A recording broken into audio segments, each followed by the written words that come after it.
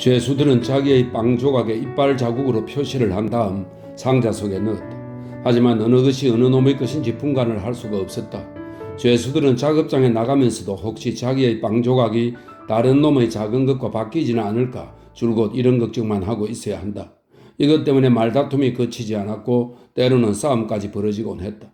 그런데 하루는 작업장에서 3명의 죄수가 자동차를 타고 탈주했는데 가는 길에 빵 상자까지 모두 가지고 달아나 버렸다. 상관들은 비로소 정신이 들어서 나무 상자를 회수해서 위병소 난로 속에 넣어버리고 말았다. 결국 또다시 각자가 휴대하기로 된 것이다. 아침에는 또 죄수들이 민간인의 옷을 끼워 입지 않았나 하는 것도 검사할 필요가 있다. 물론 민간인이 사용하는 물품은 모두 압수된 지가 오래지만 형이 끝나면 반환해 주기로 되어 있다. 그러나 이 수용소에서는 형기가 끝나 석방된 죄수는 아직 한 사람도 없는 것이다. 신체 검사의 대상이 되는 것은 또 있다.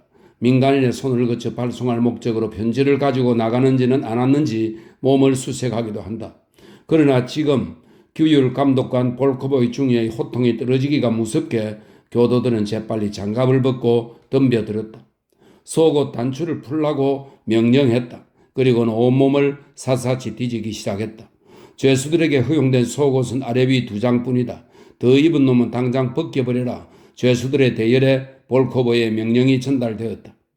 먼저 통과한 작업반은 그야말로 운수 대통이라 할 수밖에 없다. 그들의 일부분은 수용소 문 밖으로 나갔다. 남아있는 사람들은 이 혹한 속에서 벌거숭이가 되어야 한다. 이처럼 엄격한 검사가 시작되었지만 검사하는 척에도 난처한 일이 생겼다. 정문을 통과하던 죄수의 대열이 끊어지자 정문의 위병들이 교도들을 재촉했다. 무엇들 하나 빨리 내보내, 빨리빨리. 볼코보이도 할 수 없이 제104 작업반에게는 관대한 조치를 취하기로 했다. 규정 이외의 속옷을 입고 있는 자는 그것을 체크만 해두었다가 저녁에 사물 보관소로 자진해서 가져오도록 하라. 그리고 사복을 숨겨두었던 이유와 심할서를 동시에 제출토록 하라. 슈오프는 수용소에서 내준 보급품 이외에는 한 가지도 껴입은 것이 없었다. 그래서 추호도 끓일 것이 없다. 그러나 체자르는 이웅으로 만든 셔츠를, 부이노프스키는 조끼나 다른 옷을 입고 있음을 기록했다. 부이노프스키는 끝내 참지를 못하고 볼코보이에게 대들었다. 그도 그럴 것이 수레정 위에서는, 이 수레정은 적의 함정을 수레로 공격하여 격침시키는 것을 주 임무로 하는 소형의 괴속 함정입니다. 수레정 위에서는 역전의 용사임이 틀림없겠지만 수용소 생활로 말하면 석 달밖에 안 된 풋내기니까. 도대체 당신들이 뭔데 이 추위 속에 남의 옷을 벗기겠다는 거요? 그럴 권리를 당신들은 가지고 있지 않소. 당신들은 형법 제9조를 모른단 말이요? 권리를 가지고 있는지 없는지 제9조를 아는지 모르는지 그걸 아직도 모르고 있는 건 미안하지만 부이노프스키 너뿐이란 걸 알아야지. 당신들은 소비에트 사람이 아니요. 전직 해군 중령이 덧붙였다. 당신들은 공산주의자가 아니란 말이요. 형법에 대해서는 볼코보이도 참을 수 있었는지 모른다. 그러나 이 마지막 한마디에 그는 머리 끝까지 화가 치밀었다. 너는 중령창 열혈이다. 이렇게 선언하고 그는 옆에 서 있는 교도관에게 낮은 소리로 말했다. 저녁까지 수속을 밟아라. 아침에는 절대로 영창에 집어넣는 일이 없다. 작업 인원이 줄어들기 때문이다. 하루 종일 녹초가 되도록 실컷 부려먹고 나서 저녁 때 감옥에 집어넣는 것이 이익임을 그들은 계산하고 있었다. 감옥도 역시 수용소 구내인 중앙 통로 좌측에 있다. 가운데 출입구를 중심으로 하여 좌우로 길게 뻗어 있다. 한쪽은 최근에 정축한 것인데 요즘은 새로 정축한 부분만을 사용한다고 한다. 내부는 견고하게 칸막이를 한 18개의 독방으로 구분되어 있다. 다른 수용소 건물들이 모두 목조인데 비해 유독 이 감옥만은 석조 건물이다. 죄수들의 내의 속까지 스며든 한기는 더욱 기승을 부린다. 아무리 소못의 앞깃을 단단히 염해봐도 소용이 없다. 게다가 슈오프는 어깨죽지가 결리고 아파 더욱더 거북하기만 하다. 아, 지금 의무실 침대에 들어누워 한잠 잘 수만 있다면 그 밖에 또 무엇을 바라겠는가. 따뜻한 담요 생각이 간절했다. 죄수들은 정문 앞에서 단추를 끼고 허리띠를 졸라맨다. 빨리 나와 빨리. 문 밖에서는 경호병들이 재촉한다. 빨리 나가 빨리. 등 뒤에서는 작업할당 개원들이 재촉한다. 첫 번째 문을 통과한다. 공지가 있다. 다음에 두 번째 정문을 통과한다. 위병소 옆에는 철조망이 2겹으로 쳐져 있다. 정지! 위병이 소리쳤다. 어슬렁어슬렁 하는 그 꼬락소리들이 뭐냐? 5명씩 열을 지어. 어선불에 날이 밝기 시작했다. 위병소 저쪽에 경호병들이 피워놓은 모닥불의 불길이 빛을 잃어간다. 아침에 죄수들이 출동할 때는 언제나 불을 피운다. 몸도 녹이고 죄수들의 인원수를 확인하기 좋게 주위도 밝힐 겸 해서 피우는 불이다. 위병 하나가 크다란 소리로 절도 있게 외친다. 1열, 2열, 3열. 위병의 호령에 따라 5명씩 열을 지어 대열을 떠나 앞으로 행진한다. 앞으로 보나 뒤에서 보나 머리가 5에 덩이 5, 다리가 10개. 계산이 틀릴래야 틀릴 수가 없다. 철조망 반대편에 서 있는 다른 위병이 말없이 죄수의 수를 확인한다. 또 다른 중위가 이것을 감시한다. 수용소 척의 중이다. 여기서는 죄수라는 하나의 인간이 황금보다도 더 귀중하다. 철조망 밖에서 죄수의 머리수 하나라도 부족해서는 안 된다. 이렇게 위병소를 통과하면 작업반은 다시 하나로 대열을 정리한다. 이번에는 경호대의 하사관이 점검을 할 차례다. 1열, 2열, 3열. 다시금 5명씩 횡대를 지어 앞으로 전진한다. 반대편에서는 경호대 부관이 눈을 번득이며 서 있다. 절대로 인원수에 착오가 있어서는 안 된다. 머리수 하나라도 더 세는 날이면 자기 자신의 머리로 그것을 보충할 수밖에 없다. 경호병들이 쭉 늘어선다. 공사장으로 가는 작업대를 에워싸고 자동 소총의 총구를 죄수들에게 들이대고 있다. 회색빛 궁견을 거느린 경호병도 보인다. 그중 한 마리가 허옇게 이빨을 드러낸다. 마치 죄수들을 조소하는 것 같다. 경호병은 거의 모두가 가죽 코트를 입고 있다. 기다란 털가죽 외투를 입은 사람은 6명밖에 없다. 이 털가죽 외투는 막루 근무를 하는 사람이 교대로 입게 되어 있다. 또 한 번 인원 점검. 경호병이 공사장 작업대에 속한 반대를 전부 합해서 5열 종대로 정렬시킨 다음 인원수를 재확인하는 것이다. 하루 중에 추위가 제일 심한 건 해가 뜨기 직전이야? 하고 부이노프스키가 불쑥 말했다. 밤새껏 내려간 기온이 마지막 고비에 이르렀을 때니까. 이 전직 해군 중령은 곧잘남에게 무엇인가 설명하는 버릇이 있다. 그는 어느 해 어느 날이든 간에 달의 위치를 계산할 수 있었다. 수용소에 들어온 후 그는 눈에 띄게 수척해져 두 볼이 푹 꺼져 있다. 그러나 원기만은 아직 왕성하다. 수용소 문을 나서자 바람이 정면으로 휘몰아쳐 주위에 단련된 슈호프도 얼굴이 찢겨 나가는 것처럼 따가웠다. 공사장까지는 바람을 안고 가야 할 모양이다. 슈호프는 바람막이를 위해 준비해둔 천 조각을 꺼내 쓰기로 했다. 대부분의 죄수가 그렇듯이 슈호프도 바람에 대비하여 양쪽 끝에 끈이 달린 천 조각을 가지고 다닌다. 이런 천 조각 하나만 얼굴에 써도 바람을 조금은 막을 수 있는 효과가 있다. 슈호프는 눈 언저리까지 천 조각으로 얼굴을 가리고 귀 밑으로 해서 뒤통수에다 끈을 잡아맸다. 그 다음 방한모의 귀 덮개를 내려 뒤통수를 가리고 작업복 깃을 세웠다. 방한모 차양도 이마 위로 덮어내렸다. 앞에서 보면 눈만 뚫려 있다. 작업복 허리띠도 또 한 번 질끈 동여맨다. 이것으로 만반의 준비가 된 셈이다. 다만 장갑은 벌써 추위로 뻣뻣해졌다. 두 손을 비볐다. 꾸물거리고 있을 때가 아니다. 조금만 있으면 두 손을 등 뒤로 돌려야 한다. 그리고 작업장에 도착할 때까지 그냥 그 자세대로 걸어가야 하는 것이다. 경호대장이 그 진절머리 나는 죄수의 기도문을 낭독했다. 아침마다 의뢰하는 짓이다. 죄수들 주의사항이다. 엄숙히 주의할 것. 행군 중에는 대열의 질서를 엄격히 유지하라. 함부로 간격을 늘리거나 좁히거나 흐트러지거나 혹은 잡담을 하거나 좌우로 얼굴을 돌리거나 하는 일은 은금한다. 뒷짐을 진 채로 행군할 것. 대열에서 한 발짝이라도 이탈하는 자는 탈주로 간주하고 경고 없이 즉각 발포한다. 중대 앞으로 갓. 선두가 움직이기 시작하고 어깨의 율동이 점차 뒤로 전해져 온다. 경호병들은 중대와의 거리 20보, 상호의 거리 10보의 간격을 유지한 채 대열을 감시하면서 전진한다. 앞에 총을 한 자동소총은 격발장치가 되어 있다. 벌써 일주일째 눈이 내리지 않았다.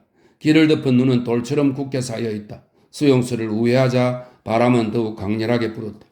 모두들 뒷짐을 지고 고개를 푹 숙인 채 전진한다. 장례행렬을 연상케 한다. 눈에 들어온 것은 바로 자기 앞을 걸어가는 두세 사람의 발꿈치와 다져질 대로 다져진 발밑에 흰 눈뿐이다. 이따금 경호병들이 소리친다. U-48호 손을 뒤로 돌려. B-502호 용기를 내. 얼마 후엔 경호병의 고함 소리도 뜸해진다. 매서운 바람 탓이리라. 경호병들은 천 조각을 얼굴에 감을 수도 없게 되어 있다. 경호병 노릇도 못해 먹을 짓이다. 날씨가 따뜻할 때면 대일에서 잡담이 그치지 않는다. 아무리 기를 쓰고 경호병이 외쳐대도 소용이 없다. 그러나 오늘은 약속이라도 한 듯이 모두들 몸을 움츠리고 앞사람의 등으로 바람을 피할 궁리만 하고 있다. 그리고 제각기 생각에 잠긴다. 하지만 죄수들의 상념이란 것마저도 결국은 똑같은 궤도에서 벗어나지를 못한다. 매트리스 속에 감춰둔 빵은 무사할까? 오늘 저녁 의무실에 가면 작은 면제를 받을 수 있을까? 해군 중력은 정말 영창에 들어갈까? 제자리의 그 푹신푹신한 셔츠는 도대체 어디서 구한 것일까? 틀림없이 사물보관소에서 얻은 것이겠지. 그렇지 않고는 나올 데가 없는 것이다. 아침에 빵도 없이 식은 죽만으로 끼니를 때웠기 때문에 슈오프는 벌써부터 뱃속에서 쪼르륵 소리가 나기 시작했다. 공연히 식욕을 자극시킨다는 건 부질없는 짓이다. 수용소 생각은 그만두고 집에다 편지 쓸 생각이나 하기로 하자. 대열은 죄수들이 세워놓은 목공소 옆을 돌고 주택구와 새로 세운 클럽 건물을 통과하여 들판으로 나왔다. 또다시 정면으로 바람을 안고 이제야 겨우 붉은 빛을 띠기 시작한 동쪽을 향해 전진한다. 흰 눈에 덮인 광야가 아득히 뻗쳐 있다. 왼쪽이나 오른쪽이나 나무 한 그루 보이지 않는다. 오늘부터 1951년의 새해가 시작된다. 시오프는 1년에 2통의 편지를 보낼 수 있게 되어 있다.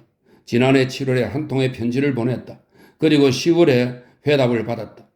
우서치 이지마에 있을 때는 규칙이 달라서 편지를 보내고 싶으면 한 달에 한 통씩이라도 보낼 수 있었다. 하지만 도대체 편지에 무엇을 쓴단 말인가? 시오프가 편지를 쓰는 횟수는 그때나 지금이나 별로 다를 것이 없다.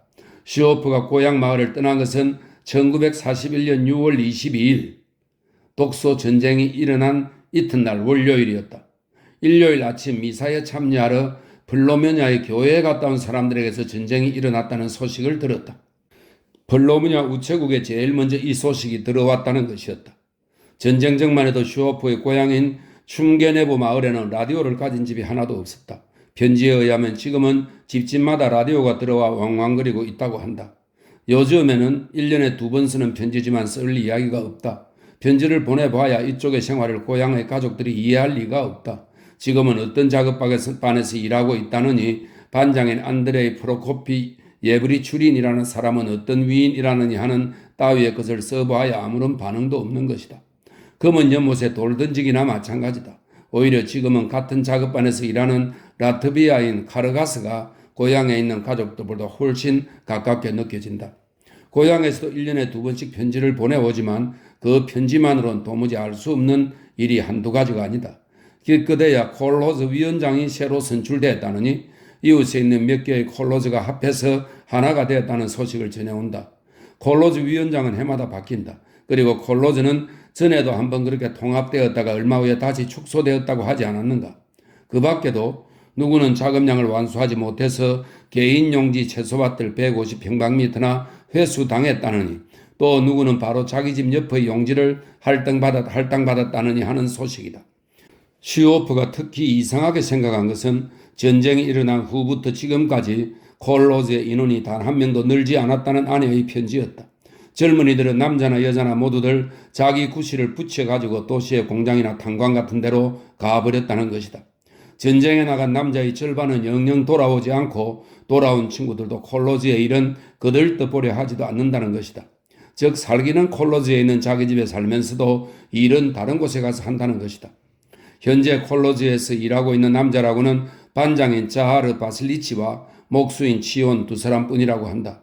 치온이라는 목수는 84살이나 먹은 노인인데도 불구하고 얼마 전에 다시 장가를 들어 아이까지 생겼다는 것이다. 콜로즈를 끌고 나가는 것은 20년 전부터 일해온 중년의 아낙네들이라고 한다. 콜로즈에 있는 자기 집에 살면서 다른 데 나돌아다니며 일한다. 슈오프는 아무래도 이 점이 이해가 가지 않았다.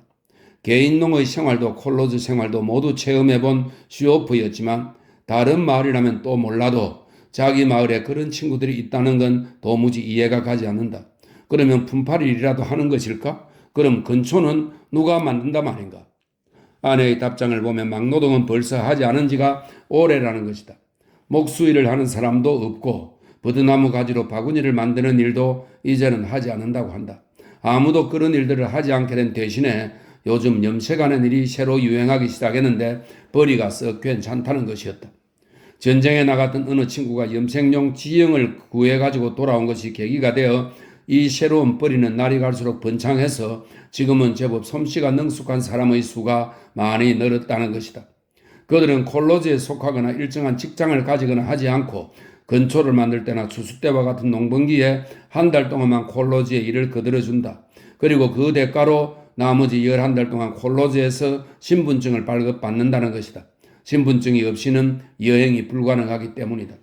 이 증명서를 가지고 그들은 전국 방방곡곡을 여행하며 다닌다. 때로는 비행기를 타고 다니기도 한다. 시간이 아깝기 때문이다. 그리고 가는 곳마다 주단을 염색해주고는 굉장한 액수의 돈을 벌어들인다. 그도 그럴 것이 거의 누더기가 되다시피 한 낡은 시트 따위에다 무늬를 넣어 염색하여 주는 것으로 50루블씩 받아 먹으니 말이다. 더욱이 한 장 염색하는데 1시간이면 넉넉하다는 것이다.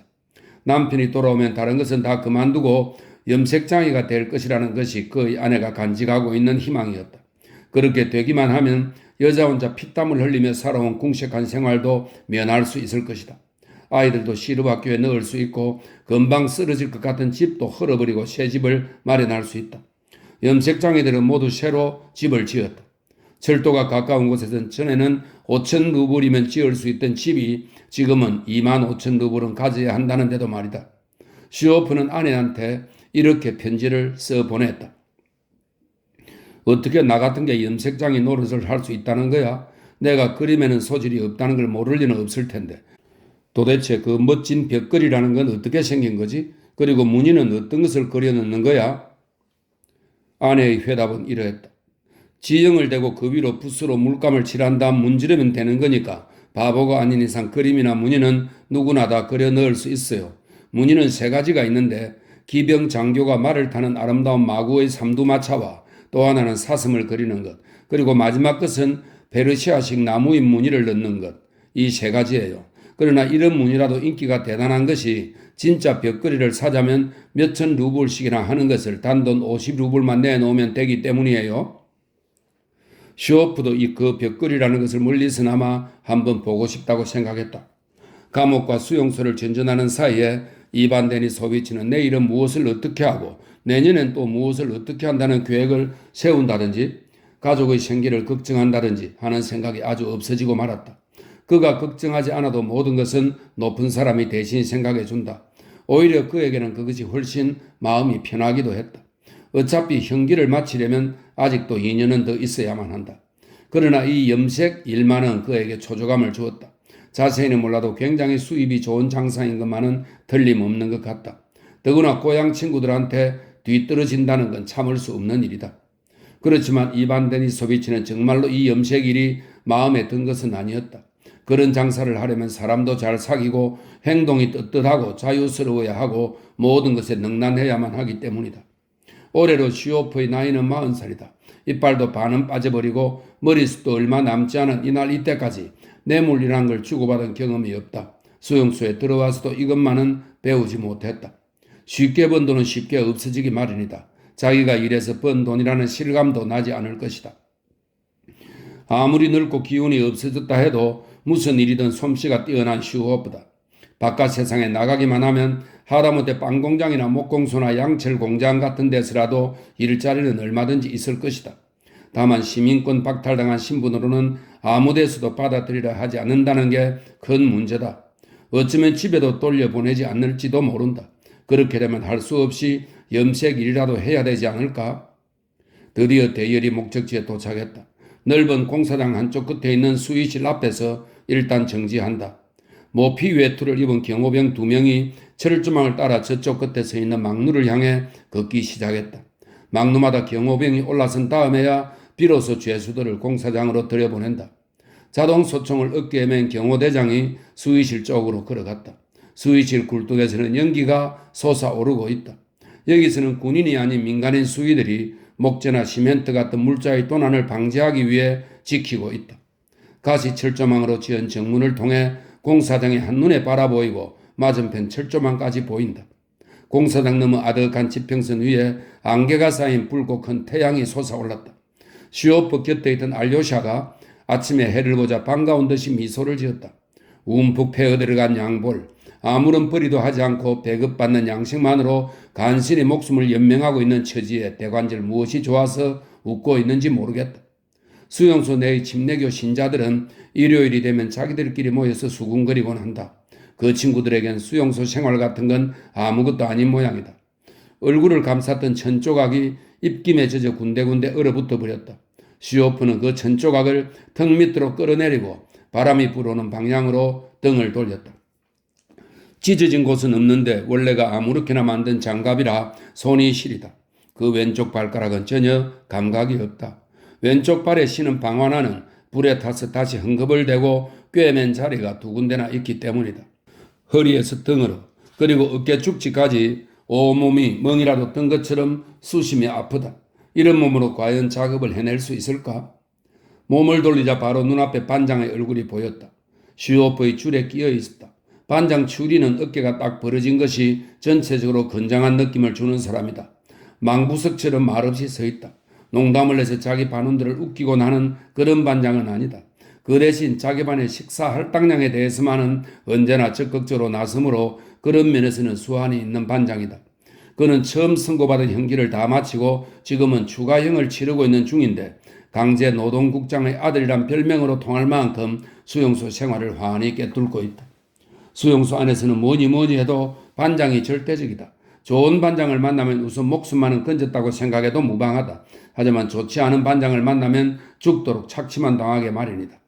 현재의 작업 반장인 추리인과는 우스치 이지마 시절부터 잘 아는 사이였다.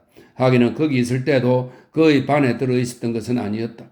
우스치 이지마의 일반 수용소에서 형법 52조에 해당하는 죄수만, 형법 52조는 조국에 대한 반역죄입니다. 형법 52조에 해당하는 죄수만 이곳 유형수 수용소로 보내질 때 그가 자기 반에 넣어준 것이다. 유형수는 유형살이, 즉 외딴 곳에서 생활하게 하는 형벌을 받는 죄수를 말합니다. 시오프는 수용소장이나 생산계획부, 현장감독이나 기사 같은 사람들과는 전혀 교섭이 없다. 만사를 반장이 대신해서 해결해 주기 때문이다. 이런 반장 밑에 있으면 그야말로 모순에 타고 있는 것처럼 든든하다. 그 대신 언제나 그의 눈치를 잘 살피다가 재빨리 그의 시중을 들어주어야 한다. 수용소에서는 다른 사람이라면 몰라도 적어도 반장의 추린의 눈만은 절대로 속이려 해서는 안 된다. 그의 밑에서 안전하게 지내려면 이것이 첫째 조건이다. 시오프는 어제와 같은 곳에서 작업을 할 것인지 또는 다른 곳으로 옮기게 될 것인지 반장한테 물어보고 싶었다. 그러나 무엇을 골똘히 생각하고 있는 반장에게 말을 거는 것은 삼가해야 한다. 사회주의 단지의 난관을 극복한 지금 아마도 반장은 작업량 사정에 대해 머리를 짜내고 있음이 틀림없다. 그 결과에 따라 앞으로 5일간의 식사 할당량이 달라지기 때문이다. 반장의 얼굴은 마마 자국 투성이었다. 바람을 정면으로 받으면서도 눈썹 하나 꿈쩍하지 않는다. 떡갈나무 껍질처럼 얼굴에 살갗이 단련되어 있는 것이다. 죄수들은 장갑 낀 손을 두드리며 제자리 걸음을 하고 있다. 바람이 너무 세차다. 6군데 막루의 경호병들이 다 올라가 있을 텐데 어째서 빨리 들여보내주지 않는지 모르겠다. 경계심이 너무나 지나치다. 마침내 경호대장과 인원 점검원이 수의실에서 나와 정문 앞쪽에 선다. 문이 열린다. 5열 종대로 정열, 1열, 2열. 죄수들은 마치 열병식에 나가는 것처럼 발을 맞추며 걸어나간다. 공사장에 들어가기만 하면 그 다음엔 어느 정도 행동이 자유롭다. 정문을 통과해 얼마쯤 더 들어가면 납작한 현장 사무실 건물이 있다. 그 앞에 현장 감독이 나와서 반장들을 부르고 있다. 아니, 부르지 않아도 이쪽에서 먼저 거리로 간다. 대르, 즉 죄수 출신의 반장들도 감독한테 간다. 같은 죄수면서 동료들을 소나 말처럼 부려먹는 놈들이다. 8시, 아니 8시 5분은 됐겠다. 조금 전에 기적이 울렸으니까. 현장 감독은 되도록 시간을 낭비하지 않으려고 죄수들이 불 있는 곳을 찾아 뿔뿔이 흩어져 가는 것을 막아보려 하지만 죄수들은 마음껏 넉장을 부리며 시간도 많은데 무엇 때문에 서두르냐 하는 태도다. 공사장에 들어가면 모두들 여기저기 흩어진 나무 조각을 줍기 바쁘다. 나무 조각을 주워가지고는 자기들이 난로에 불을 지피려고 제각기 적당한 곳으로 숨어버린다. 주리는 부반장 파블로를 데리고 사무실로 갔다. 제자르도 대열을 벗어나 그쪽으로 갔다. 제자르는 부유한 죄수다. 한 달에 2번 이상이나 소포를 받는다. 그것으로 필요할 때마다 뇌물을 먹인 덕분에 공사장에 오면 자금량 계산대 조수로 따뜻한 사무실에 들어앉아 펜대나 놀리고 있으면 된다. 제104 작업반의 마지막 반원은 재빨리 불 있는 데를 찾아 바쁘게 움직인다. 안개 낀 붉은 태양이 텅 빈 공사장 구내를 비추기 시작했다. 구내는 조립식 주택의 널판지들이 눈을 뒤집어 쓴 채 쌓여 있고 피인들이 부러진 굴착기가 놓여 있다. 무쇠들이 뒹굴고 있는가 하면 배철이 산더미처럼 높다랗게 쌓여 있다. 공사 중인 배수로 여기저기 파놓은 구덩이, 자동차 수리공장 지붕에는 기둥 한 개가 높이 솟아있다. 그리고 저쪽 언덕 위에는 2층을 쌓아 올리다가 그만둔 화력발전소가 서 있다. 모두 모습을 감추고 난 다음에는 6군데 망루에 올라선 경호병들과 사무실 주변을 오가는 사람의 그림자가 보일 뿐이다. 이 순간이야말로 글자 그대로의 자유시간이다. 작업장의 주임 감독은 오래전부터 각 작업반의 작업 할당을 전날 저녁에 미리 끝내놓으라고 강경하게 요구하고 있지만 좀처럼 그렇게 시정될 것 같지는 않다. 왜냐하면 밤사이에 상부의 명령이 반대조로 바뀌는 경우가 많기 때문이다. 잠시 동안이지만 그러나 완전한 자유시간. 높은 사람들의 상의가 계속되는 동안 아무데라도 좋으니 따뜻할 것 같아 보이는 건물 속으로 기어들어가 얼마 후에 시작될 고된 노동을 위해 휴식을 취하는 것이다. 혹시 재수 좋게 난로 옆에 자리 잡을 수 있으면 발싸개라도 풀어 불에 쬐어두는 것이 좋다. 그렇게 되면 하루 종일 발가락들은 추위를 모를 것이다. 아니, 난로가 없어도 괜찮다. 이 잠시 동안의 휴식은 너무나 쾌적하다. 제104 작업반원들은 텅 빈 자동차 수리공장 건물 속에 들어가 있었다. 이 건물은 제38 작업반이 콘크리트판 제조장으로 사용하고 있는 곳인데 지난해 가을에 유리 창문까지 달아놓은 곳이다. 나무틀에 들어있거나 나무틀을 빼고 모로 세워놓거나 한 콘크리트 판들이 늘어서 있고 보강 철제 같은 것도 한쪽에 쌓여 있다. 천장이 높은 데다가 바닥이 흙투성이 그대로였으므로 그리 따뜻하지는 않지만 그래도 이 건물에서는 석탄을 아끼지 않아 난방이 잘 되어 있다. 물론 사람을 위한 난방이 아니라 콘크리트판의 동결을 방지하기 위한 것이었지만 온도계까지 걸려 있었다. 일요일에는 무슨 이유인지 죄수들을 작업장에 내보내지 않았는데 작업이 없는 날에도 이 건물에는 공사장 측의 인부가 계속해서 불을 피우고 있었다. 제38 작업반 친구들은 다른 작업반원들이 난로가에 얼씬도 못하게 하고 있다. 자기들끼리 난로를 둘러싸고 앉아서 발사계를 말리고 있다. 그러나 불평을 날 처지가 못 된다. 구석진 자리나마 만족하게 여길 수밖에 없다. 슈오프는 낡은 손바지 엉덩이를 나무들 위에 얹고 앉아서 벽에 등을 기댔다. 조금 있다가 옆으로 몸을 돌리려 하는데 상의와 재킷이 이상하게 당기며 왼쪽 가슴에 무엇이 단단한 물건에 짓눌리는 것처럼 느꼈다. 그 단단한 물건은 안주머니에 넣은 빵 덩어리라는 것을 알았다. 점심때 먹을 식량이다. 점심때가 되기 전엔 절대로 빵에 손을 대거나 하는 일이 없는 슈오프였다. 하지만 여느 날은 아침에 반토막이나마 먹고 나온다. 오늘처럼 식은 죽만 먹고 나온 적은 없었다. 이제서야 슈오프는 아껴 먹는 것이 결코 좋은 것이 아니라는 걸 똑똑히 깨달은 셈이다. 호주머니 속의 빵을 따뜻한 데서 지금 먹고 싶다는 욕망이 고개를 쳐들고 일어선다. 점심때까지는 아직도 5시간이나 남았다. 그때까지는 도저히 참을 수 있을 것 같지가 않다. 아까부터 어깨 죽지가 아프더니 이제는 다리가 아파온다. 다리에 힘이 빠져나간 것 같다. 아, 난로 옆에 가고 싶은 생각이 간절하구나. 슈오프는 장갑을 벗어 무릎 위에 놓고 소음옷에 앞서을 헤쳤다. 그 다음 입김으로 얼어붙은 방한용 천조각을 목에서 풀어 쓱쓱 문질러 호주머니 속에 집어넣었다. 그 천조각으로 빵을 싸가지고 겨드랑이 밑에 끼웠다. 부스러기 하나라도 떨어지지 않으려는 것이다. 그러고 나서 조금씩 빵을 물어뜯어 씹기 시작했다. 작업복과 소옷에 쌓여 빵은 조금도 은것 같지가 않았다. 슈오프는 수용소에 들어온 후부터 전에 고향 마을에 있을 때 배불리 먹던 일을 자주 회상하곤 했다. 감자를 찜통에 몇 개씩이나 채소를 넣은 수프와 그리고 식량 사정이 좋았던 옛날에는 커다란 고기 덩어리를 닥치는 대로 먹었었다. 게다가 우유는 배가 터지도록 마셨다. 그렇게 먹는 것이 아니었다고 지금 슈오프는 절실히 느끼고 있다. 음식을 먹을 때는 그 진미를 알 수 있도록 먹어야 한다. 다시 말하자면 지금 이 조그만 빵 조각을 먹듯이 먹어야 한다.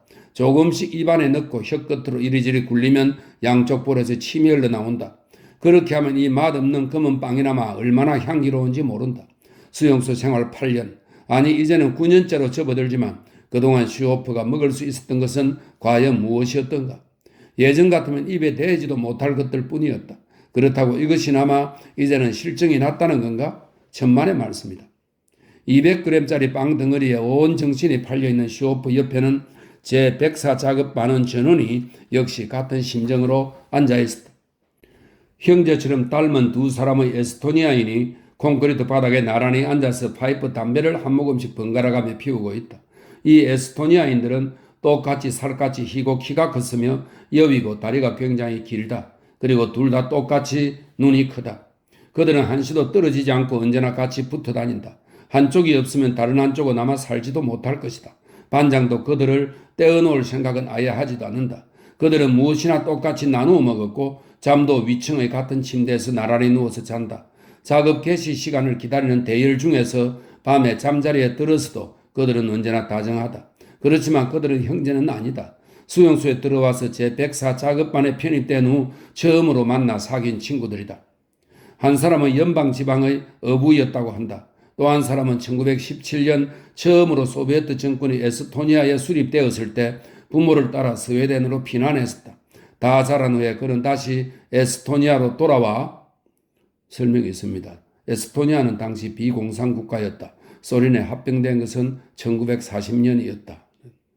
다시 에스토니아로 돌아와 대학을 졸업했다. 민족을 구별하는 것은 어리석은 일이다. 어느 민족이건 나쁜 놈은 반드시 있는 법이다. 그러나 슈오프가 아는 한 에스토니아인 치고 나쁜 사람은 아직까지 한 사람도 본 일이 없다. 모두 콘크리트 바닥이나 나무틀이나 혹은 땅바닥에 주저앉은 채 아무도 일어날 생각을 하지 않고 있다. 아침에는 혀끝도 풀리지 않는다. 저마다 자기 생각에 잠겨 말없이 앉아있을 따름이다. 개글쟁이 페츠코프가 어디선가 꽁초를 잔뜩 주워가지고 와서는 무릎 위에 꽁초를 전부 까놓고 종이에 그것을 말고 있는 중이다. 바깥 세상에 있을 때 페츠코프에게는 자식이 셋 있었다. 그러나 그가 투옥되자 아이들은 제각기 흩어져 버리고 아내도 딴 사람과 재혼하고 말았다. 그러니까 그는 식량 소포를 보내올 것조차 없는 처지다. 페츠코프를 한참 동안 곁눈으로 바라보고 있던 부이노프스키가 끝내 참지 못하고 한마디 했다. 야 이놈아, 그런 더러운 걸 뭐하러 주워오는 거야? 입에서 매독이 옮겠다. 내버려. 해군 중령이라면 웬만한 군함의 함장이다. 몸에 배인 것이 지휘와 명령이다. 누구와 말할 때도 명령조로 나오곤 한다. 그러나 페츠코프로서는 부이노프스키한테 명령을 받을 이유라고는 들 것만큼도 없었다. 중령에게도 소포가 올 징조는 전혀 보이지 않으니까 더욱 그렇다. 그는 이가 거의 다 빠져달아난 뻐끔한 입에 독기 품은 조소를 띠며 대꾸했다. 그러지 마시오 함장. 당신도 8년쯤 갇혀있으면 꽁초를 줍게 될 테니까 수용소에서는 당신보다 더 높은 계급을 가졌던 자들도 많이 들어왔지만 결국은 하지만 이 중령만은 어쩌면 끝내 버틸 수 있을지도 모른다는 생각이 들자 페츠코프는 말꼬리를 흐려버렸다. 뭐라고? 세니까 크레부신이 끼어들었다. 그는 귀가 좀 어둡다. 분명 부이노프스키가 아침 신체 검사 때 교도한테 떼던 이야기를 하고 있는 줄 알았던 모양이다. 그렇게까지 흥분하는 게 아니었어? 하며 슬레슬레 머리를 내젓는다. 무사히 넘어갈 걸 가지고 공연히. 세니까 크레부시는 모든 것을 체념한 듯한 조용한 사내다. 그는 1941년 독소 전쟁이 일어났던 해에 전선에서 한쪽 귀에 고막을 다쳤다. 그 후 포로가 되었다가 탈주했고 다시 붙잡혀 바이마르 근처의 나치스 강제 수용소에 투옥되었다. 거기서 기적적으로 살아남아 지금은 이 수용소에서 조용히 형을 치르고 있다. 독일에게 포로가 되었다가 귀국한 군인은 전원 강제노동 수용소로 추방되기 때문이다. 흥분해서는 안 된다는 것은 거의 입버릇이다. 사실 그건 옳은 말이다. 분한 일이 있더라도 꼭 참는 게 좋았다. 공연히 맞서다가는 그만큼 자기한테 손해가 돌아오니까. 알료사는 손으로 얼굴을 가린 채 잠자코 앉아있다. 기도를 드리고 있는 것이다. 슈오프는 반토막의 빵에 온 정신이 팔려 있었다. 그러나 이제는 그것도 거의 다 먹어버렸다. 그릇 밑바닥에 눌러붙은 죽을 끓여 먹는 데는 숟가락보다는 이 빵 껍질이 훨씬 편리했다.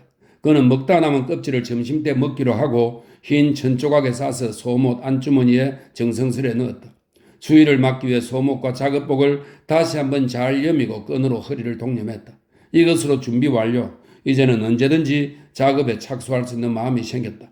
하지만 작업 개시는 되도록이면 늦어지길 바란다. 제38 작업반원들은 난로가에서 일어나 제각기 맡은 일에 착수했다. 콘크리트 혼합기에 가서 붙는 사람, 물을 길러 가는 사람, 보강 철제를 가지러 가는 사람. 제104 작업방은 반장 추리인도 부반장 파블로도 좀처럼 나타나지 않는다. 겨울철의 노동시간은 오후 6시까지로 단축되어 있다. 이렇게 편히 앉아 쉬는 것도 기껏 20분밖에 안 되지만 그래도 모두들 굉장히 많은 시간을 쉰 것처럼 만족해하고 있다. 해가 지고 작업이 끝나는 것도 얼마 남지 않은 것처럼 생각하고 있는 것이다. 야, 이곳에는 오랫동안 눈보라도 없었군. 토실토실 살이 찌고 얼굴이 붉은 라트비아인 키르가스가 한숨을 내쉬었다. 겨울 내내 한 번도 눈보라가 없다니 이런 겨울이 어디 있담? 그러게 말이야, 눈보라 한 번쯤 불어와야 할 게 아니야? 다른 반원들이 맞장구를 치며 역시 한숨을 내쉰다. 이 지방에서는 눈보라가 무섭게 불어올 때는 작업이 중지될 뿐만 아니라 바라크에서 밖으로 나가는 것조차 제한한다. 바라크에서 식당에 가는데도 동아줄을 붙잡지 않고는 갈 수 없을 지경이다. 한두 명의 죄수쯤 눈 속에 파묻혀 얼어 죽더라도 문제될 건 없다. 개한테 뜯어먹히라고 내버려두면 그만이다. 그러나 혹시 탈주자라도 나온다면? 아니, 사실 그런 일이 없었던 것은 아니다. 눈보라가 불 때는 아주 작은 쌀락눈이 내리는데 그것을 긁어 모으면 얼음처럼 굳어진다. 그러면 그것을 발판 삼아 도망을 칠 수 있다. 물론 멀리까지 갈 수는 없었지만 말이다. 냉정히 생각해보면 눈보라가 불어온다고 해서 죄수들에게 이익이 될 건 하나도 없었다. 바라크의 문은 잠기고 석탄도 떨어지기가 일수다. 바라크 안에 온기는 창으로 들어오는 바람에 밖이나 다름없게 된다. 곡물의 보관이 중단되어 빵이 부족하게 되고 식당의 부식도 떨어진다. 더욱이 눈보라가 아무리 오래 계속되어도 작업이 중지된 날은 모두 휴일로 간주하고 그 대신 일요일에 일을 해서 작업 일수를 채워야만 한다. 그런데도 죄수들은 역시 눈보라를 기다리고 있었다. 조금이라도 바람이 세게 불면 모두들 하늘을 쳐다본다. 눈이 오지 않나, 눈이 오지 않나. 물론 눈보라를 기다리고 하는 말이다. 그런데 땅에 내려 덮인 눈을 날리는 정도의 눈보라일 뿐 본격적인 눈보라는 오지 않았다. 어느새 제38반의 난로가로 설거머니 다가간 친구들도 있었지만 이내 쫓겨나고 말았다. 한참 후에 추리인이 건물 안에 나타났다. 얼굴을 잔뜩 찌푸리고 있다. 무슨 일인지 급히 서둘러야 되는가 보다. 자, 그럼 추리인은 반원들을 둘러보았다. 제104반, 전원 이상 없지? 이렇게 말했으나 인원 점검을 하려던 것은 아니었다. 추리인의 밑에서 도망칠 놈이 어디 있을까? 적석에서 인원 배치가 시작된다. 먼저 에스토니아인 둘과 크레부신, 고프치크는 근처에 있는 커다란 시멘트 혼합통을 화력발전소로 날아가라는 명령을 받았다. 이것으로 오늘 작업은 작년 가을에 세우다 중단했던 화력발전소를 건설하는 것임이 판명되었다. 그 다음 2명은 공구반으로 배치되었다. 공구반에는 부반장 파블로가 연장을 받으러 가 있었다. 그리고 4명은 화력발전소 주위, 특히 기계실의 입구와 내부, 그리고 계단의 제설 작업, 다른 2명은 기계실 난로에 불을 피우라는 명령을 받았다. 아무데서나 나무 조각을 주워다가 석탄에 불을 지펴야 한다. 썰매로 시멘트를 날라오는데 1명, 물을 길러오는데 2명, 모래를 날라오는데 2명, 그 모래에서 눈을 틀어 망치로 잘게 부수는데 1명이 배치되었다. 이제 남은 것은 제104 작업반에서 일솜씨가 제일 뛰어난 슈오프와 키르가스 뿐이었다. 반장은 이 2 사람을 앞으로 불러냈다. 그럼 젊은이들, 자네들은 반장은 이 2 사람보다 나이를 더 먹은 것도 아닌데 젊은이들이라고 부르는 버릇이 있었다. 낮부터는 2층 벽에 블록을 쌓아 올리도록 하게. 작년에 제6 작업반에서 쌓던 거 말이야. 하지만 그 전에 기계실에 난방을 해야 할 텐데 우선 커다란 창문이 3개나 뚫려 있으니까 무엇보다 창문을 막아야 할 거야. 인원은 얼마든지 내줄 테니 창문 막을 재료를 생각해 보게. 기계실에서 시멘트를 혼합해야 할 텐데 바람을 막지 않으면 모두 개새끼들처럼 얼어 죽고 말 테니 말이야. 이 밖에도 또 무슨 말을 하려 했으나 그때 고프치크가 들어왔다. 돼지 새끼처럼 얼굴이 붉은 16살밖에 안 된 소년이다. 다른 반에서 시멘트 혼합통을 내주려 하지 않아서 지금 싸움이 벌어졌다는 것이다. 추린이 그쪽으로 달려갔다. 이렇게 추운 날에는 작업을 시작할 때까지가 참기 힘들다. 막상 일을 시작하고 나면 그 다음 일은 오히려 쉽다.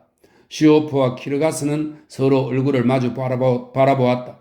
2 사람은 벌써 여러 번 짝을 지어 일해본 경험이 있으며 서로 상대방을 몫으로서 블록공으로서 존경하고 있었다.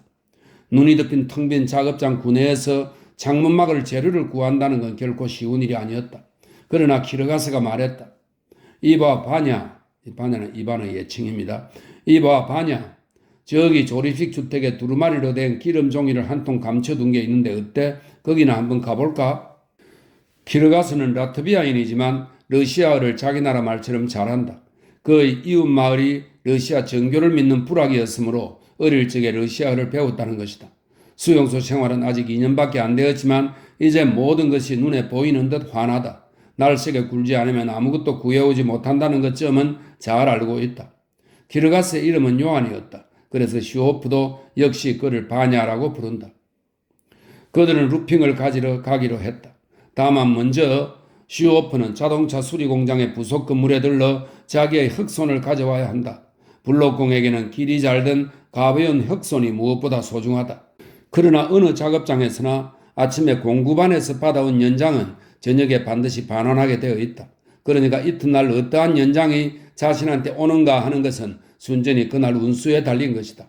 그러나 슈호프는 어느 날 공구의 수를 교묘하게 속여 자기 손에 알맞은 흑손을 한 개 슬쩍 해둔 것이 있었다. 그 후부터는 저녁 때 흑손을 감춰두었다가 어느새 블록을 쌓는 일이 있으면 그 흑손을 꺼내 쓰곤 했다. 오늘 제104 작업반이 사회주의 단지로 투입되었다면 슈호프는 애지중지하는 흑손을 영영 잃고 말았을 것이다. 하지만 오늘은 문제없다. 슈호프는 털을 밀어내고 그 틈에 손가락을 넣어 소중한 흑손을 꺼냈다. 슈호프와 키르가스는 조립식 주택이 있는 쪽으로 걸음을 옮겼다. 짙은 입김이 뿜어져 나왔다. 해는 이미 높이 떠올랐으나 짙은 안개 때문에 아직도 날이 새지 않은 것 같다. 태양의 좌우로 기둥 같은 것이 서 있는 것 같았다. 아니 저게 무슨 기둥이지? 슈호프가 키르가스를 보며 말했다. 기둥이라면 100개가 있어도 상관없어. 키르가스는 희죽 웃었다. 설마 저 기둥에까지 철조망을 치지 못할 테니 말이야? 키르가스는 농담을 하지 않고는 말을 못하는 성미였다. 그래서 반원들은 모두 그를 좋아한다. 특히 수용소 내의 라트비아인들은 그를 무척 따른다. 키르가스의 생활 수준은 보통 정도다. 한 달에 2번씩 식량 소포를 받고 있다. 붉은 두 볼이 수용소 죄수 같지 않다. 누구나 그만큼 여유가 있으면 농담도 나올 만하다. 작업장 대지는 꽤 넓었다. 그들은 이쪽 끝에서 저쪽 끝까지 건너가야 한다. 도중에 제82 작업반을 만났다. 구덩이를 파고 있다. 구멍은 작아도 좋다. 직경이 50cm, 깊이가 역시 50cm. 그렇지만 이곳은 여름에도 땅이 바위돌처럼 단단하다. 게다가 지금은 꽁꽁 얼어붙어서 구덩이를 파기엔 이만저만한 일이 아니다. 곡괭이를 내리쳐도 끝이 미끄러지며 불꽃을 낼 뿐 땅에는 자국조차 나지 않는다. 죄수들은 각자 자신이 파야 할 땅 앞에 선 채 구멍을 팔 엄두도 못 내고 있다. 몸을 녹일 장소도 없을 뿐더러 그렇다고 제자리를 떠나라는 명령도 없다. 하는 수 없이 또 한 번 곡괭이를 휘둘러 본다. 그것이 얼어 죽는 길을 면하는 유일한 방법이니까. 그들 중에는 슈호프와 친분이 있는 바드카인도 끼어있다.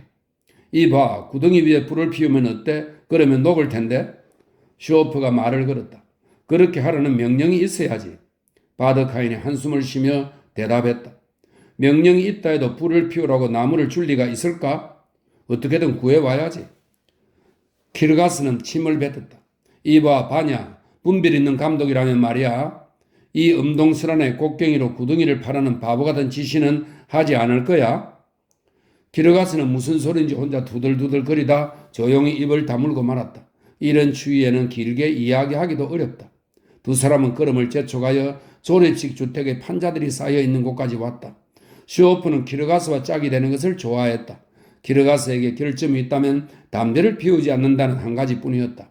따라서 그에게 오는 소포에 담배가 들어있은 적이 한 번도 없었다. 과연 키르가스는 약삭빠른 친구다. 둘이서 판자벽을 한참이나 들추니까 그 밑에서 루핑의 두루마리가 한 통 놓여 있었다. 그들은 그것을 끄집어낸다. 하지만 이것을 어떻게 가져가느냐가 문제였다. 막루에 있는 경호병은 문제가 아니다. 그들의 임무는 죄수의 탈출을 막는 것뿐 판자벽을 죄다 부셔 불쏘시개를 한다 해도 간섭하지 않는다. 수용소 소속인 교도를 만난다 해도 역시 걱정할 건 없다. 그들은 그들대로 자기에게 필요한 물건을 찾기에 혈안이 되어 있기 때문이다. 그리고 일반 죄수들 또한 이런 조립식 주택 같은 건 그들도 보려고도 하지 않는다. 작업 반장들도 역시 마찬가지다.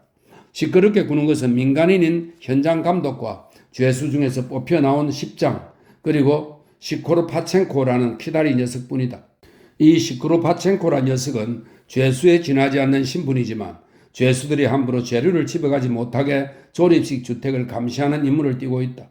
그것으로 자기의 자금량을 대신했다. 사민이 트인 곳으로 나가기만 하면 제일 먼저 그놈의 눈에 띄어 가져가지 못할 것이다. 바냐, 그러니까 두루마리를 옆으로 들고 가는 건 위험해. 시오프가 머리를 짜냈다. 그냥 세운 채로 옆에 끼고 가야지. 몸으로 가리고 가면 먼 곳에서도 잘 모를 테니까. 시오프가 묘안을 짜내며 말했다. 그러나 두루마리를 세운 채로 가져가려면 손으로 쥐기가 만만치 않았다. 그래서 손으로 쥐지는 않고 두 사람 사이에 다른 사람을 꼭 끼듯이 하고 걷기 시작했다. 먼 곳에서는 두 사람이 붙어 걸어가는 것처럼 보인다. 그렇지만 창문에 붙인 다음 현장 감독이 와보면 어떡하지? 아무래도 눈치챌 게 아니야? 시오프는 그것이 염려되었다. 그게 어떻다는 거야? 키르가스가 반문했다. 화력발전소에 와보니까 전부터 이렇게 되어 있었다고 하면 되지. 이걸 떼야 하나요? 하고 시침을 떼면 그만이지. 그것도 그럴듯한 말이다. 그보다도 허술한 장갑 속에 든 손가락이 자꾸만 얼어들어와서 힘을 쓸 수가 없다. 거기다가 왼쪽 방어나가 아무래도 시원치 않다. 손이야 일을 하면 풀리겠지만 구멍이 뚫린 신발은 문제다. 사람 발자국도 나지 않은 흰 눈 위를 가로질러 한참을 걸어가니 공구방과 화력발전소 사이에 썰매 자국이 나 있다. 벌써 시멘트와 공구를 운반해간 모양이다. 화력발전소는 나지막한 언덕 위에 있었다. 그 언덕 너머가 공사장의 경계선이다. 꽤 오랫동안 화력발전소에는 사람의 발길이 없었는지 거리로 통하는 길이 부드러운 눈에 덮여 있다. 그 눈 위에 썰매 자국이 두드러지게 보이고 사람의 발자국이 새로운 길을 만들어 놓고 있었다. 반원들이 걸어간 자리다. 화력발전소의 주위와 자동차가 들어올 통로에서는 반원이 눈을 치우고 있었다. 화력발전소의 리프트만 움직인다면 일은 훨씬 쉬울 것이다. 그러나 전에 모터가 타버린 후 수리했다는 말을 듣지 못했다. 그렇다면 블록이건 모르타르건 일일이 등짐을 지고 2층으로 날라야 할 판이다. 화력발전소는 벌써 2달째나 빛바랜 해골처럼 눈 속에 버려져 있었다. 그러다가 오늘에야 처음으로 백사 작업 반원들이 찾아온 것이다. 어디를 보나 믿음직스러운 데라고는 한 군데도 없는 패거리다. 속이 빈 배를 방수형 허리띠로 지릴건 독려맨 초라한 인간들이다. 게다가 숨이 막힐 듯한 추위에 난방은 고사하고 난로 한 개 없는 형편이다. 그러나 104반 작업 반원들도 공연히 찾아온 것은 아니다. 이 폐허와 같은 화력발전소에 또다시 생명의 입김을 불어넣으려는 것이다. 기계실 입구에는 부서진 시멘트 혼합통이 뒹굴고 있었다. 부피가 엄청나게 큰 것이어서 운반에 오기는 어려울 것이라 생각했는데 시오프의 예상이 빗나가지 않은 셈이다. 반장이 마구 욕설을 퍼붓고 있다. 그렇게라도 하지 않으면 직성이 풀리지 않기 때문이리라. 하지만 내심으로는 누구를 탓할 수도 없는 일이라고 체념하고 있는 모양이었다. 그때 마침 키르가스와 시오프가 루핑을 사이에 끼고 왔다. 그것을 본 반장은 금세 기분이 좋아져 적석에서 작업 배치를 변경했다. 시오프는 빨리 불을 피울 수 있도록 난로의 연통을 수리할 것. 키르가스는 두 에스토니아인의 도움을 받아 혼합통을 수리할 것. 세니까 크레부시는 도끼를 가지고 루핑을 붙일 횡목을 만들 것. 루핑의 폭은 창문의 반밖에 안 되었다. 그러나 어디서 횡목감을 구한단 말인가. 창문을 막겠다고 해도 현장 감독이 제목을 내줄 리가 없다. 반장은 주위를 한번 둘러본다. 반원들도 주위를 둘러본다. 한 가지 방법이 있기는 했다. 2층으로 올라가는 청청대에 손잡이 대신 붙어있는 판자를 2장만 떼내는 것이다. 조심해서 올라다니기만 하면 판자가 없다고 해도 설마 밑으로 떨어지지 않을 것이다. 사실은 그것밖엔 다른 도리가 없지 않은가. 그건 그렇고 10년이나 수용소 살이를 한 처지에 무엇가 안타까워 일에 열중해야 하는가. 나는 못하겠다 하면 그만 아닌가. 저녁 때까지 적당히 시간을 보내다가 밤이 되면 잠자리에 들면 된다는 식으로는 통하지 않는단 말인가? 하지만 그게 아니다. 그렇게 게으름을 부리지 못하게 하기 위해 작업반이라는 게 조직되어 있는 것이다. 말이 작업반이지 바깥 세상의 작업반과는 성질이 다르다. 이 반은 이 반대로, 표로트는 표로트대로 제각기 임금이 지불되는 그런 제도가 아니다. 수용소의 작업반이란 높은 사람이 일일이 감시하지 않아도 죄수들끼리 서로 채찍질을 하게 하는 조직이다. 작업반 전원에게 보통 식사를 받든가 아니면 전원이 배를 굶주리느냐. 이것이 수용소의 규칙이다. 이놈 봐라. 게으름을 피우네. 이놈 때문에 다른 사람들이 굶어야 하는 걸 몰라? 어서 한눈 팔지 말고 일하지 못해? 더구나 오늘 같은 날 늑장을 부린다는 건 말도 안 된다. 최선을 다하여 일에 박차를 가할 필요가 있다. 앞으로 2시간 안에 어떻게 해서든지 난방을 해놓아야 한다. 연장은 파블로가 벌써 갖다 놓았다. 다만 아직도 모든 일이 질서가 잡히지 않고 있다. 연통도 몇 개 있다. 물론 양칠공이 쓰는 도구는 없지만 장도리와 도끼는 있다. 어떻게 해서든 만들 수는 있을 것이다. 슈오프는 장갑 낀 손바닥을 탁탁 치고 나서 연통을 연결하기 시작했다. 손이 얼어 말을 듣지 않으면 또 한 번 손바닥을 치고 작업을 계속한다. 일에 열중하느라 잡념은 사라졌다. 슈오프는 아무것도 하지 않았다. 지금 머릿속에 있는 것은 연통이 구부러지는 곳을 어떻게 연결하면 연기가 새지 않을까 하는 생각뿐이다. 철사를 구해오라고 고프치크를 보냈다. 창문 밖으로 연통을 매다는 데 필요하기 때문이다. 기계실 한쪽 구석에는 벽돌로 쌓은 굴뚝이 달린 또 하나의 납작한 난로가 있다. 시뻘겋게 녹이서 늘달한 철판이 난로 위에 놓여 있다. 얼어붙어 모래 덩어리를 얹어 얼음을 녹이고 말리는 데는 안성맞춤이다. 난로에는 벌써 불을 지피고 있었다. 전직 해군 중령과 페츠코프가 모래를 나르고 있다. 모래를 나르는 일이라면 어느 누구라도 할 수 있는 일이다. 그러니까 반장도 이런 일은 옛날에 높은 자리에 앉았던 죄수들에게 맡기는 것이다. 페츠코프는 전에 어느 관청에서 상당히 높은 자리에 앉아 있었다고 한다. 전용 성룡차까지 가지고 있었다니 말이다. 해군 중령이 들어온 후 처음 며칠 동안은 노골적인 적대감을 표시하며 쉴 새 없이 호통을 쳤으나 중령한테 한번 호되게 걸린 후부터는 그들 사이는 더 가까워졌다. 모래를 얹은 난로 주위는 몸을 녹이려는 친구들로 어느새 겹겹이 쌓여 있다. 반장이 버럭 고함을 친다. 저것들이 얻어맞고 싶은가? 일할 채비부터 해야지. 주저앉으려는 개한테는 채찍을 보이라는 말이 있다. 추위도 무섭지만 반장은 더욱 무서운지 모여졌던 사람들은 다시 제자리로 흩어져 갔다.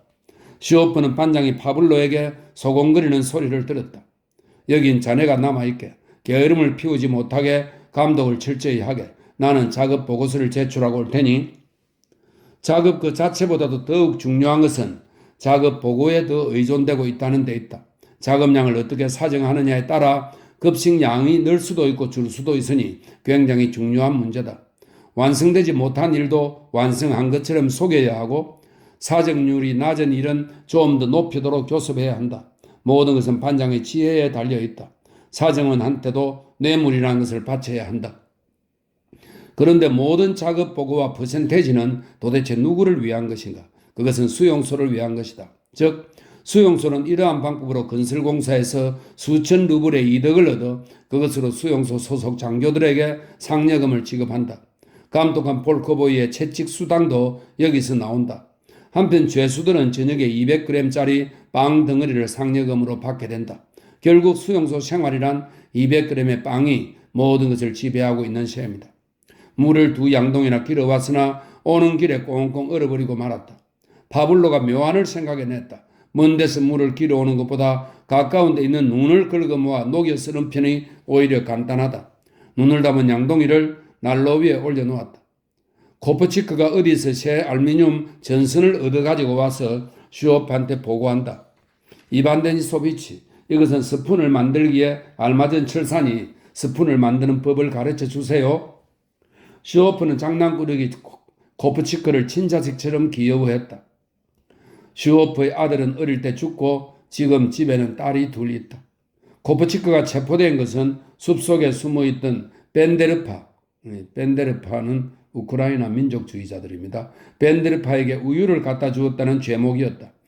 14살밖에 안 된 미성년자인데도 형기는 어른들과 똑같았다. 송아지처럼 온순한 성격이어서 누구한테나 곧잘 응석을 부려 귀여움을 받곤 했다. 그러면서도 한편으론 제 속을 차릴 줄 아는 똑똑한 녀석이다. 소포를 받아도 혼자 움켜쥐고 밤중에 이불 속에서 우물거린다. 하기는 남에게 나누어 주다가는 제 입에 들어갈 게 없을 테니 당연하다. 슈오프와 코프치는 스푼 재료로 할 만큼만 전선을 잘라서 구석진 곳에 숨겼다.